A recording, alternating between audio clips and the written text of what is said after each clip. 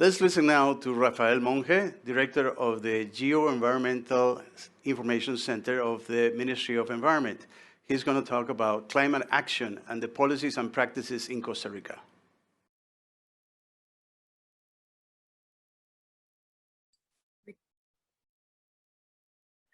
Hello, and thank you for the invitation to participate in the 2021 edition of the TIE Sustainability Summit to present the case study on how Costa Rica's experience in the implementation of the National Decarbonization Plan, climate action in Costa Rica from policies to practice. My name is Rafael Monge, and I work as Director of the National Center of Geoenvironmental Information at the Ministry of Environment and Energy of Costa Rica. And there in the slide, I leave you my social networks handle if you wish to use them to continue the conversation. This is a very special year for us Costa Ricans, as we are celebrating 200 years of independence, or bicentennial. The world has changed a lot in the last 200 years. The way that people lived and how the society and the economy was organized were very different too. Climate change didn't used to be a problem back in that time. In these 200 years, Costa Rica has grown as a country, and we have achieved to make sustainable development part of our DNA. Costa Rica has built a world-renowned green country brand focused on conservation, reforestation, and our system of national parks and protected wildlife areas. This has been an important driver of economic growth and well-being for Costa Ricans. Thanks to our natural resources and visionary policies, we gained independence from fossil fuels to produce the electricity we consume. Currently, 60% of our territory is covered by forests, and since 2013, the land use sector came to be considered as a carbon sink in the accounting of the greenhouse gas emissions, absorbing up to almost 5 million tons of CO2 in 2014. Costa Rica decided its future 30 years ago, when it started changing incentives for deforestation and creating payments for ecosystem services. Its economic success and its ecological success is a direct outcome of decisions taken 3 decades ago by enlightened leaders. In 1990, Costa Rica's Human Development Score was 0.66. In 2019, it was 0.81. In the 2020 Human Development Report, with the adjustment of the Human Development Index for planetary pressures, Costa Rica became the country with the highest increased ranking worldwide, rising 37 places, from 62nd to 25th place. This confirms the results of decades of policies integrating economic development and environmental protection. Our commitment to environmental protection has been evidenced not only in laws and policies, but also in the various international conventions and treaties that the country has signed with countries from the entire world. These include the National Framework Convention on Climate Change and the Paris Agreement. Within the framework of the Paris Agreement, in 2015, the country developed the National Decarbonization Plan, a long-term strategy with strategic actions to promote the decarbonizations of the country's economy, also as a commitment to a development model based on the bioeconomy, green growth, improving the quality of life of citizens, and social inclusion. As such, the National Decarbonization Plan aims for a 2050 goal in which Costa Rica will have decarbonized its economy and achieve the lowest possible level of emissions, with the aspiration of having net zero emissions.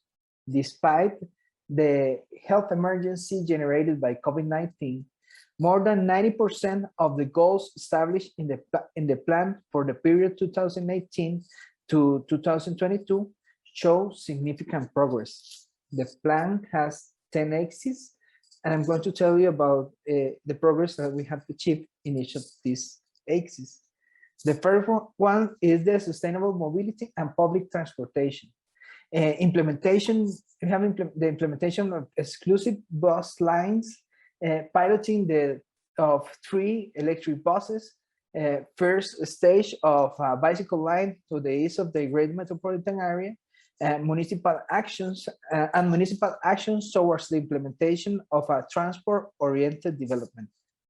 On the zero emission light transport axis, we have the acquisition of vehicles in government institutions, installation of vehicle charging centers, the identification of financial mechanisms for sustainable mobility, and also the promotion of low or zero emission vehicles. For the axis of zero emissions of freight transportations, we have the implementation of 60% in the plan to integrate into the freight distribution and commercialization model market study on intensive use on rail transportation.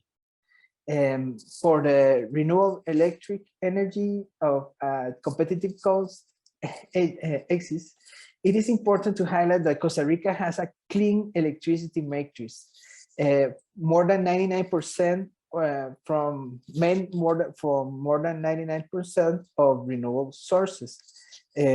Advances in advising high consumer companies, establishment of the medium voltage B tariff applicable to large consumers and specific companies.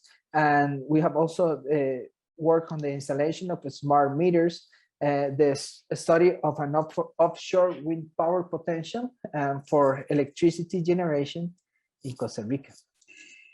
On the sustainable and low emissions buildings, we have significant increase in the number of organizations obtaining sustainable construction certifications, and the creation of the sustainable construction category in the program of the ecological group flag, with more than 170 companies with carbon neutral declarations under the standards of the carbon neutrality program of the country.